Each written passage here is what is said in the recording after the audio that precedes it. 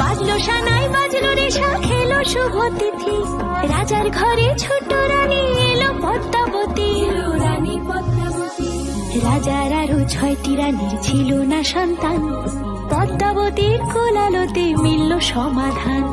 বছর যেতে জন্ম নিল 7 ছেলে 1 মেয়ে, হয় খুশির আকাশ হঠাৎ কালো মেঘে গেল ছেয়ে। হিংসেতে যায় জ্বলে পুড়ে বাকি 6টি রানী, যুক্তি করে ঘটায় ওরা 7 কুমারের হানি। সুযোগ মতো 7 ছেলেকে মাটিতে দেয় পুঁতে, বাঁচে একা পারুল ওরা পায় না তাকে ছুতে। ধাইমা বাজায় সেই মেয়েকে বড় করে তোলে, 7 ভাইকে পায় যে পারুল 7টি চাপা ফুলে। এত কিছুর পরেও রাজার বিপদ যে কাটে না, সূর্য নগরে সুখের সূর্য আর ওঠে না।